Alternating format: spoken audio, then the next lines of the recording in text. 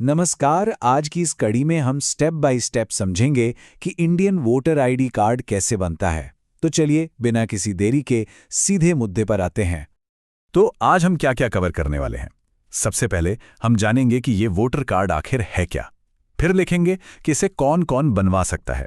उसके बाद अप्लाई करने का पूरा प्रोसेस क्या है, कौन से डॉक्यूमेंट्स लगेंगे, और हाँ, अप्लाई करने के बाद क्या होता है ये भी समझेंगे। तो चलिए शुरू करते हैं पहले सेक्शन से। आखिर ये वोटर कार्ड, जिसे टेक्निकली एपिक कहते हैं, होता क्या है? तो देखिए, इसका पूरा नाम है इलेक्टर फोटो पहचान पत्र, या शॉर्ट में कहें तो EPIC। इसे जारी करता है इलेक्शन कमीशन ऑफ इंडिया यानी ECI, और ये सिर्फ उन्हीं को मिलता है जो भारत के नागरिक हैं और एलिजिबल हैं। अच्छा, इसकी खासियतें क्या हैं? पहली बात तो ये कि ये एक बहुत ही सॉलिड आइडेंटिटी प्रूफ है।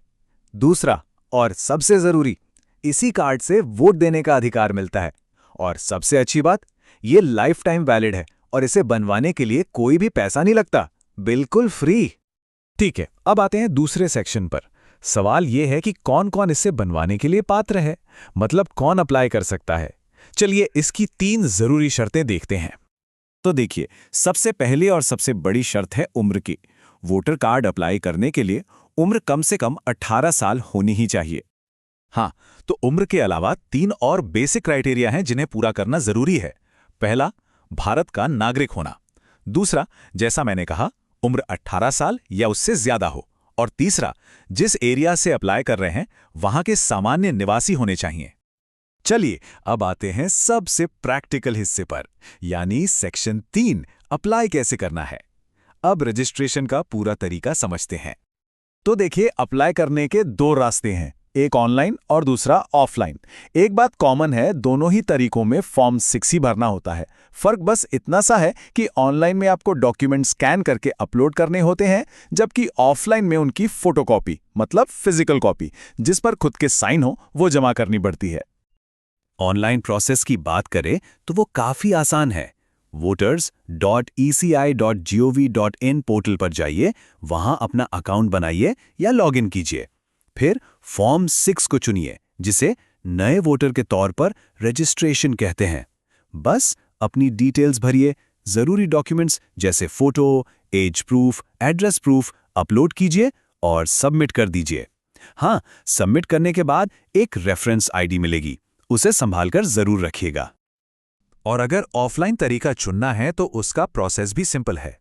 अपने इलाके के बूथ लेवल ऑफिसर, जिन्हें BLO कहते हैं, या फिर ERO ऑफिस से फॉर्म 6 ले लीजिए, उसे ध्यान से भरिए, अपनी एक फोटो लगाइए, डॉक्यूमेंट्स की सेल्फ अटेस्टेड कॉपी साथ में लगाइए और वही जमा कर दीजिए।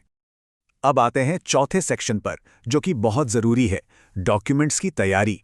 देखते हैं कि अप्लाई करने के लिए कौन कौन से कागजात अपने पास तैयार रखने चाहिए। देखिए, मोटे तौर पर 3 तरह के प्रूफ चाहिए होते हैं। पहला, एज प्रूफ यानी उम्र का सबूत। दूसरा, एड्रेस प्रूफ यानी पते का सबूत। और तीसरा, आइडेंटिटी प्रूफ यानी पहचान का सबूत। हर कैटेगरी में कई ऑप्शन हैं। जैसे एज प्रूफ के लिए आप बर्थ सर्टिफिकेट या 10वीं की मार्कशीट दे सकते हैं। एड्रेस के लिए आधार कार्ड या बैंक पासबुक चल जाएगा। और हाँ, इन सब के साथ एक latest passport size colour photo तो लगेगी ही। यहां एक बहुत जरूरी बात, ये जो डॉक्यूमेंट्स की लिस्ट है ना, ये बदल सकती है। तो सबसे अच्छा यही है कि अप्लाई करने से ठीक पहले इलेक्शन कमीशन के ऑफिशियल पोर्टल पर जाकर लेटेस्ट गाइडलाइंस और लिस्ट एक बार जरूर चेक कर लें। इससे कोई गलती नहीं होगी। और लीजिए, हम आ गए हैं हमारे आखिरी सेक्शन पर। सेक्शन 5, आवेदन के बाद। मान लीजिए फॉर्म तो जमा हो गया, अब आगे क्या होगा? याद है वो रेफरेंस आईडी जो ऑनलाइन अप्लाई करने पर मिली थी? बस उसी का इस्तेमाल करना है। वोटर सर्विस पोर्टल पर जाकर उस आईडी से अपने एप्लीकेशन का स्टेटस आसानी से ट्रैक किया जा सकता है। इससे पता चलता रहता है कि प्रोसेस कहां तक पहुंचा है। तो जब एप्लीकेशन वेरीफाई हो जाती है, उसके बाद फिजिकल कार्ड को प्रिंट किया जाता है। फिर उसे स्पीड पोस्ट के जरिए आपके रजिस्टर्ड एड्रेस पर भेज दिया जाता है। और एक और बढ़िया ऑप्शन है, अगर जल्दी है तो डिजिटल वोटर कार्ड, जिसे EEPIC कहते हैं, उसे ऑनलाइन डाउनलोड भी किया जा सकता है। तो लीजिए, अब वोटर कार्ड अप्लाई करने का पूरा प्रोसेस साफ हो गया है। पर कहानी यहां खत्म नहीं होती। अगला सवाल यह है कि अब आगे क्या? क्या ये जानना फायदेमंद होगा कि वोटर लिस्ट में अपना नाम कैसे चेक करें, या फिर ये EEPIC आखिर डाउनलोड कैसे होता है? इस पर सोचिएगा ज़रूर।